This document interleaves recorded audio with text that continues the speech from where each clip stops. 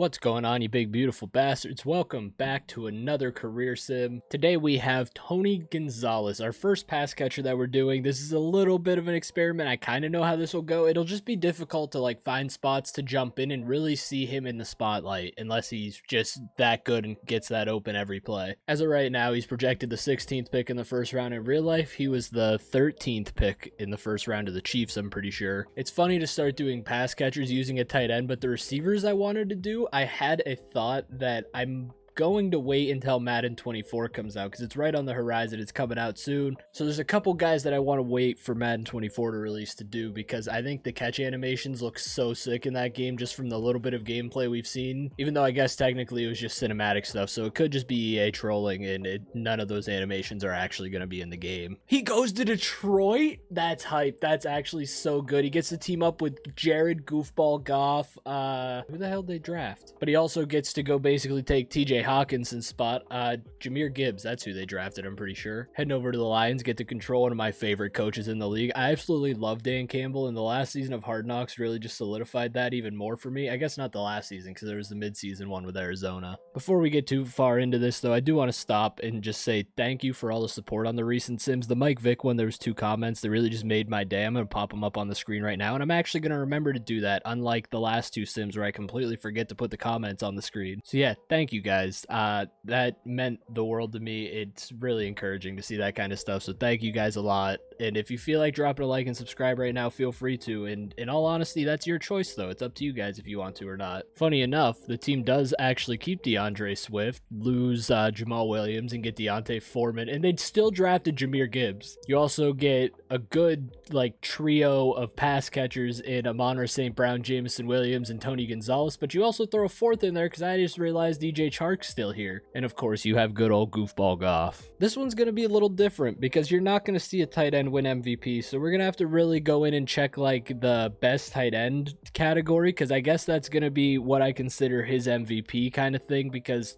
a wide receiver has never won an MVP, let alone a tight end. And year 1, they do the classic Detroit thing and they lose the NFC North. Goofball didn't do too bad though, but I bet you Amon-Ra probably has more yards than Tony. That's Rodgers. I don't want to see you. Go away. Yeah, Amon-Ra 1,300 yards. J-Mo about 1,100. Tony ended up finishing with just over 750 and 5 touchdowns. A pretty good season for a rookie tight end. I figured Tony G would be a good pass catcher to do first, thinking about it, because he's him and Shannon Sharp are the 2 guys that kind of revolutionized the tight end position to where we got the Gronks, the Kelseys, the Kittles, and all those guys later on. Because at the time when Gonzalez retired, he was the leader in every major tight end category, stat category. He was first in yards, first in receptions, first in touchdowns, all since have been broken. I think he might still have one of those records, but I know for sure catches is Antonio Gates. Oh, okay, I was wrong. He actually still has the records for yards, receptions, but he doesn't have touchdowns. That's the one Antonio Gates broke. These are all records, though. I'll say that if Gronk's legs weren't too skinny for his massive frame, he would have broke all of them. But that's not a knock on Tony G. That's just because Gronk was a freak of nature. So going into the sophomore season, DeAndre Swift is still here. Goofball's regressed all the way down to a 75. Jahmyr Gibbs is now the backup running back. Amon-Ra, J-Mo, and DJ Chark are all still here. And our boy Tony G's up to an 82 and unlocked his X Factor. I think this game is very disrespectful to Jared Goff because Jared Goff is actually a dog, and I stand by that. He will prove that next season. Yes, we love the Detroit Lions and they're bottom of the NFC North. It's funny, though, because I don't think they're going to be at the bottom of the division this year in real life. How the hell are the Chicago Bears 15-2? Okay, still Justin Fields, expected that. David Montgomery's still there. Khalil Herbert's still there. Darnell Mooney. They got Juju and Chase Claypool. They have Claypool in real life, but they got basically they got the TikTok boys. So again, Amon-Ra and J-Mo have more yards and everything, but Tony goes up almost 150 yards basically with 920 yards and 4 touchdowns, 76 receptions. At the end of this, I'm going to have to use a calculator and tally up all of his stats because I don't see him ending up on career marks, and there's there's no, like, just tight end section in career stats. Wait a minute. This game's actually disrespectful. There's no best tight end. Oh my god, get Goofball out. We have Danny Dimes. Get Goofball out of here. Danny Dimes needs to be the starter. This one will also be interesting too, because I know Madden doesn't probably really take into account like height, weight, or like wear and tear on the body, but I'd imagine tight ends retire a little sooner than quarterbacks, to where we're not gonna have 20 seasons of Tony G. Even though in real life Gonzalez played 17 seasons. I think he was drafted in 97 and didn't retire until 2014. Going into Tony G's third season, he's up to an 86, and oh my god, Amon St. Brown's gone. Well, that's not good. DeAndre Swift is here, and Goofball is finally gone, and they have this rookie who I think's name is Gary Gallery. Yeah, Gary Gallery. You know, still in the playoffs, but on the bright side, they're not at the bottom of the division. And somehow the Bears went from 15-2 to 4-13. That's the most Chicago Bears thing I think I've ever seen. Gary Gallery's about to be a dog, let me tell you. I keep going to Aaron. I don't want to see you. And with the loss of Amon St. Brown, Tony G's production goes up a lot, as he's over 1,000 yards for the first time with 5 touchdowns, second on the team behind DJ Chark with 9. So 3 years in, there's his first 1,000-yard season. Again, I'm just angry there's no best tight end section, so he genuinely can't win any awards, because he won't win best receiver, he won't win MVP. I doubt he wins offensive player of the year. Going into year 4, Tony G's now up to a 90. Gary Gallery, I think, went up an overall. DeAndre Swift is for some reason still here. Jameson Williams is still popping off. They have Coles now. They have Smith, the receiver 3. I think that means DJ Chark's finally gone too, leaving J-Mo the only original receiver left from the original trio. And there's Penei Sewell, who I say just throw Penei Sewell in at running back. I think doing tight ends and receivers too will be a little more fun, because these guys are more likely to jump teams, whereas Barry never did. He's the only non-quarterback we've done, and most of the time in Madden, the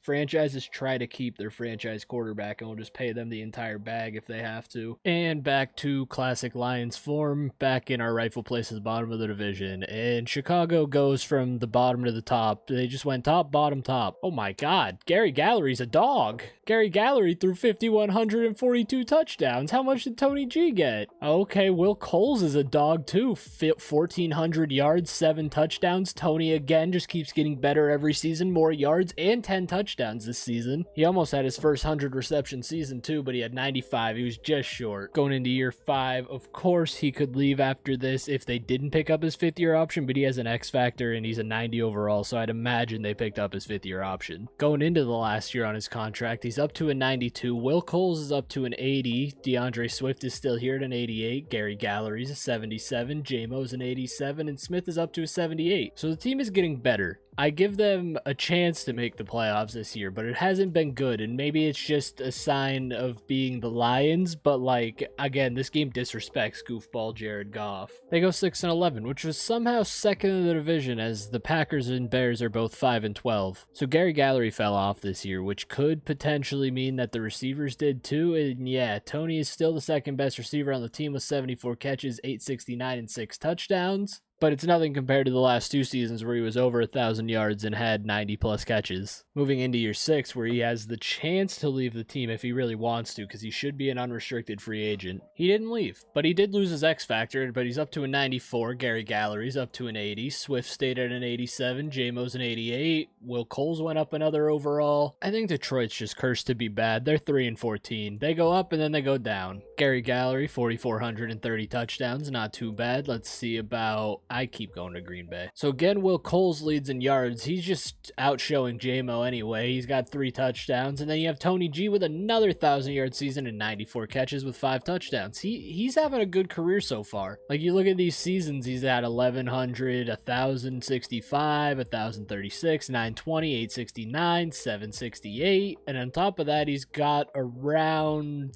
35 touchdowns. Going into his 7th season, he's got 2 years on his contract, so there's 2 more seasons left in Detroit, and then he could maybe leave. There was low overall interest to re-sign, so I'm hoping. He's up to a 95 though. Gary Gallery's up to an 81. They also drafted a quarterback who's waiting in the wing behind Gallery. DeAndre Swift is still here, so is J-Mo, and they lost the guy that was actually doing anything at receiver. I can't think of his name right now. Crazy they have their best season so far and still miss the playoffs, going 8-9 and finishing at the bottom of the division. Gallery was your average level quarterback. Hopefully Tony had more receiving yards this year. JMO finally stepped up after Will left. Tony's all the way down at third on the receiving chart with 83 catches, 922 yards, and 8 touchdowns, which again, pretty good season, but I'd like to see you guys in the playoffs at least once. Year 8, the final year on his contract, he's up to a 95. Moreno's up to an 84 as the backup receiver. Gary's an 80. DeAndre Swift is still here for some reason, and JMO's up to a 90. They got a lot better last season, so I'm hoping this is the year this team can finally make a push into the playoffs. Holy shit, they did it.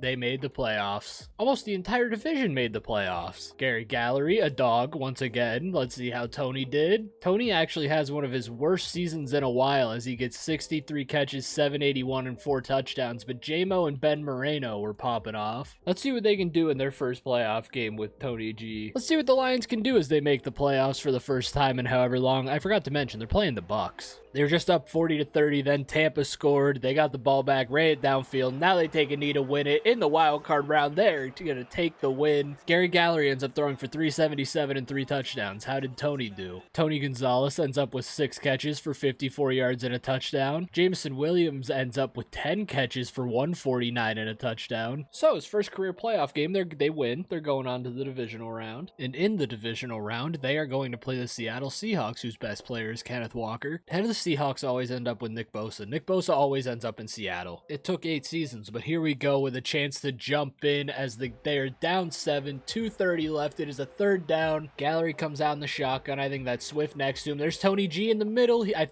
don't think he was open, and that is complete to, I don't know what receiver that is. That might be Moreno, maybe not. So now they have to go for it, and they're lined up in a running formation on a 4th and 3. Don't you dare hand this ball off. And they pitch it, and they're gonna lose 7 yards. Dude, Madden AI is absolutely the most brain dead thing I've ever seen. And just like that, the game is going to be over, and in the divisional round, they are going home. I hope Tony leaves. Tony Gonzalez finishes the game with 2 catches for 19 yards. That's wild. You don't even throw like your all-pro, probably future Hall of Fame tight end the ball at all. And going into year 9, Tony re-signs. He's also regressed. He was a 95 last season. He's down to a 94, but technically a 93 because of morale. He re-signed on a 4-year deal. Wow. It's so crazy to me. The overall interest is always in the red, yet the guy re-signs. So he's at least locked up here until his 13th season. But he's also regressed. He's down to a 94, technically a 93 because of the morale boost. But Moreno's still here up to an 85. Gallery's still the starter at an 81. They finally got rid of DeAndre Swift. And JMO's still here at a 90. Well, after making the playoffs, they go 6-11 and fall back into normal Detroit Lions form. The guy Gary Gallery's been pretty mid recently. Let's see what Tony did. Tony's at least back to form with 87 catches, 1,016 yards, and 8 touchdowns. JMO showed up. Moreno fell off a little bit compared to his last couple of years. So now we move into his 10th season in Detroit, where this team is just, again, wasting another Hall of Famer career. Shout out Barry Sanders and Calvin Johnson and Matthew Stafford. So obviously, having just re-signed, Tony G is still here in year 10. He's back up to a 94, though, and a gold. Gary Gallery's an 80. Moreno's an 86. JMO's probably at his peak at a 90, and Gaithers, the running back, is still here. Gaithers? I don't know which one it is. This video is making me slowly despise the Lions. Didn't even mention it. They went 5-12 and missed the playoffs again. They were at least tied with Green Bay for the bottom of the division. Gary Gallery's just kind of mid. That's the Packers again. God damn it. So there was actually 3 receivers this season that did better than Tony, but Tony did lead the team in touchdowns, tied with Borum as he had 69 catches for 867 yards. So now we move on to year 11, having only played in 2 playoff games. Haven't even seen him catch a pass. The Detroit Lions are just mid. Things just got a lot worse. Gary Gallery's now gone, and we have a 65 overall tie winners at quarterback. Gaithers is still here. JMO's still here. Moreno's still here, and Tony G's down to a 92 with 2 more years left on his contract. Technically 3 counting this season. They're going 1-16 with a 65 overall quarterback. There's no way around it. Hey, I was wrong. They went 2-15, not 1-16. Again, Bottom of the division, though, and I almost guarantee you Tony's stats aren't that good yet because he only threw for 3,500 yards and 20 touchdowns. Please draft a quarterback, please. Tony has a worse season than his rookie year with 60 catches, 686, and 3 touchdowns. This team is just absolutely terrible. This is the most Detroit Lions thing I've ever seen in my life. I just had to double check that I had this on simple and upgrade players was on auto and everything, and it is. This team's just genuinely that bad. Going into year 12, Tony's now down to an 88, technically, with the 1 overall boost. He's got 2 seasons left on his contract. He's 33 years old. He's getting towards the end of his career. J-Mo's regressed far enough, too, to become receiver 2, and even Moreno's receiver 3 now, whereas Borum is now receiver 1, but they did draft a quarterback in this man, Barry Wade. I'm here for it. Barry Wade's going to be a dog. Barry Wade's about to lead this team to the playoffs. Hey, you know, Barry couldn't lead us to the playoffs, but Barry at least led us to 8-9, which is so much better than 2-15. Barry threw for 4,531 touchdowns, meaning that there's a chance that Tony had a better season, and he did, as he has 81 catches, 950 yards, and 5 touchdowns. He stayed steadily around the 3rd best receiver on the team, but he's also a tight end, so maybe he's killing it in blocking. Entering the last year of his 4-year extension, year 13, he is down to an 86.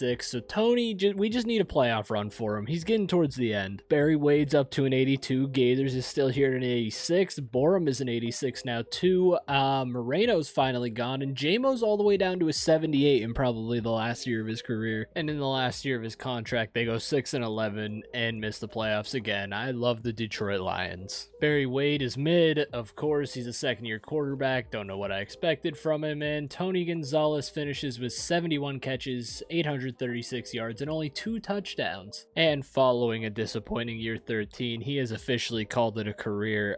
I am absolutely distraught right now. He ends up finishing 3rd all-time in legacy score behind Pat Freiermuth and Travis Kelce, but he does go on into the Hall of Fame, thankfully. I'm going to take a minute and tally up his stats real quick, and then we can get into that. So in the end of it all, Tony ends up finishing with 820 yards, 1,011 receptions, and 74 touchdowns. Nowhere near his real-life numbers, but still pretty good numbers all around. That's going to be it for the video, though, guys. I hope you guys did enjoy. I'm sorry there wasn't very much gameplay, and it's just one of those things that's going to be hard with receivers and stuff. With receivers and tight ends, it's going to be hard sometimes. Unless they get put on a really good team, it's going to be really hard to see them do good because, like, he got put in a really bad situation and he tried, but he couldn't really carry the team being a tight end. That is going to be it for the video, though, guys. Thank you for watching. I hope you enjoyed despite the lack of gameplay and everything. And if you did, you feel free to drop a like and subscribe. Like I said later, it has been fun, though, and I will see you all later. Peace out.